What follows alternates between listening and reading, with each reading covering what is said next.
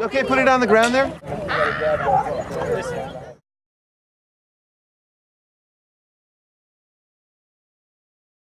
Blast off!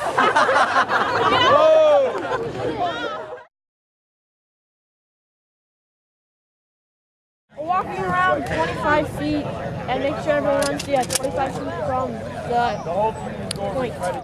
So when we measure how high the rocket goes, everyone has the same distance as their base.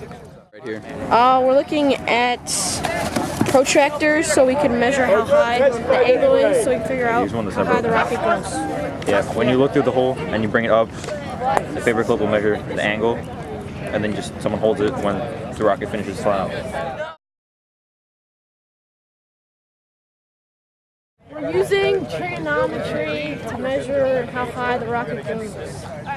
You have to get the distance, and then you're going to plug it into a quadratic formula and give me the measurements for that flight. What happens in the rocket flight is that the engine provides thrust for a certain duration of time, and then when the thrust runs out, this rocket engine is designed to make smoke.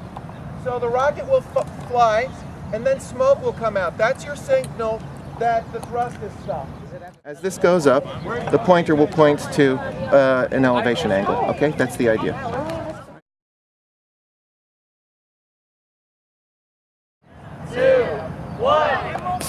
Oh my God! I got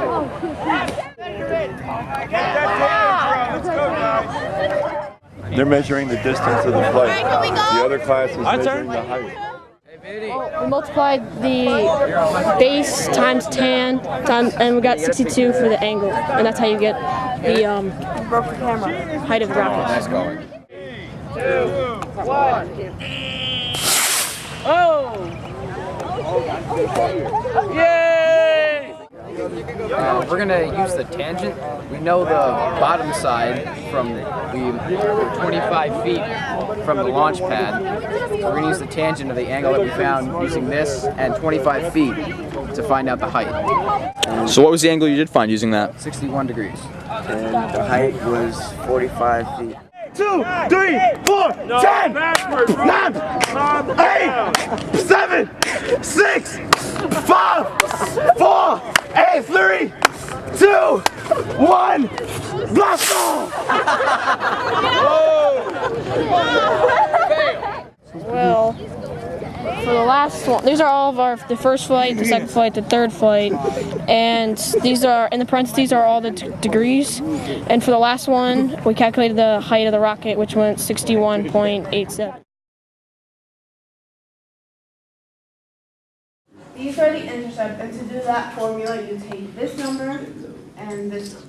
We are graphing. We're setting the max. Well, 0 doesn't really matter. And when I multiplied it out, these two, just these two, I got x squared minus, like that. Then I multiplied this by -1, and I got that. I plugged in, since we already have two intercepts from where it started, which would be 0, 0, because if it was in any other quadrant, it wouldn't be realistic. Here, and to the distance where it finished, which would be here, and those are the two intercepts.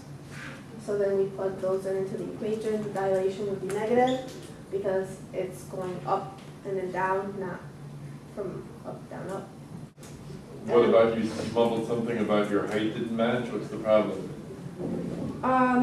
According to this, the height goes 236 feet. And what was your data for the height? 51. It didn't end clean, if you noticed. After it reached the apex, it popped that thing, whatever it was, and then it kind of fell.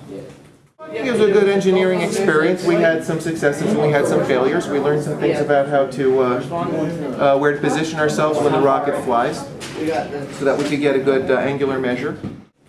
So a question I did leave with you that I do want you to puzzle over is, where in the flight could you have predicted what was going to happen? How much data do you need for a quadratic